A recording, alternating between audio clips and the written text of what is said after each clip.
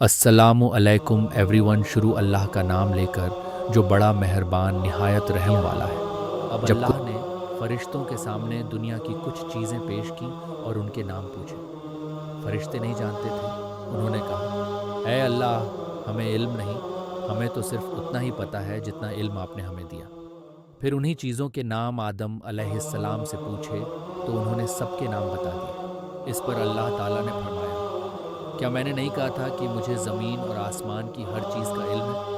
जो तुम ज़ाहिर करते हो और जो छुपाते हो उसे भी मैं जानता हूँ। अल्लाह ताला को पता था कि फरिश्ते आदम अलैहिस्सलाम के बारे में क्या सोच रहे थे। आदम अलैहिस्सलाम को जन्नत का लिबास पहनाया गया और जन्नत में रहने को कहा गया। वो जन्नत में रहने लगे।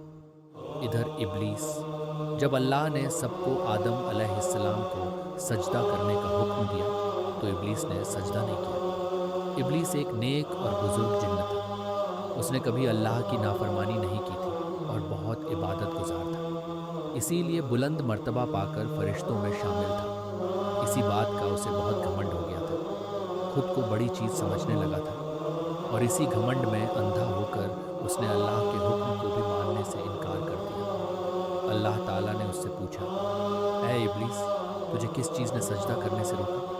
कहने लगा, मैं उससे बेहतर हूँ। तूने आदम को मिट्टी से पैदा किया और मुझे आग से।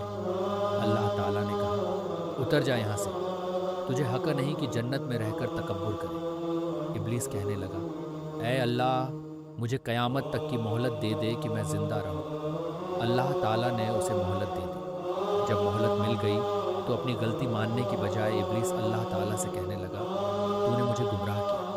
यानी अगर अल्लाह मुझे सजदा का हुक्म नहीं देता तो कुछ नहीं होता। उल्टा अल्लाह को ही इल्ज़ाम देने लगा। इब्लीस कहने लगा, मैं कसम खाता हूँ कि मैं आदम की औलाद को गुमराह करूँगा। मैं तेरी सीरात ए मुस्तकीम पर बैठ जाऊँगा, फिर उनके आगे से, पीछे से, दाएं से, बाएं से आऊँगा और उन्हें बहकाऊँगा। तू उनकी अक्सरियत को यानी बहुसंख्या को शुक्रगुजार नहीं पाएगा। मैं इंसानों के गुनाहों को उनके लिए खूबसूरत बना दूँगा। सिवाय तेरे मुखलिस बंदों के, वो मेरे बहकावे में नहीं आएंगे।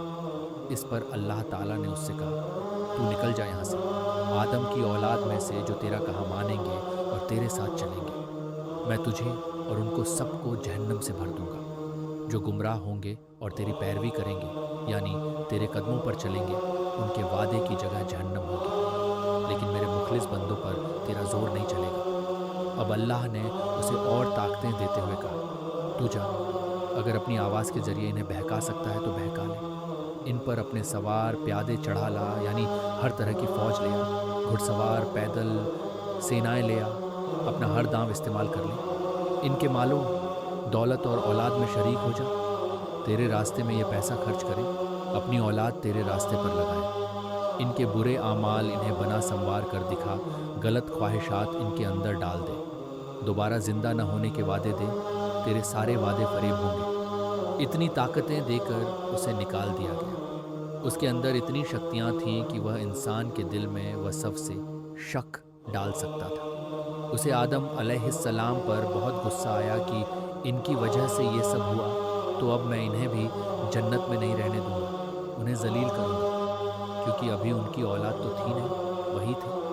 उधर आदम अलैहिस्सलाम को अल्लाह ताला ने बेहतरीन जन्नत का लिबास पहनाया था। वे जहाँ चाहते घूमते, जो चाहते खाते, लेकिन वो खुद को अकेला महसूस कर रहे थे। एक दिन जब वे सो रहे थे तो अल्लाह ताला ने उनकी बाईं पसली यानी रिब से हज़रत हव्वा अलैहिस्सलाम को पैदा किया, जो बहुत ज़्यादा खूबसूरत थी।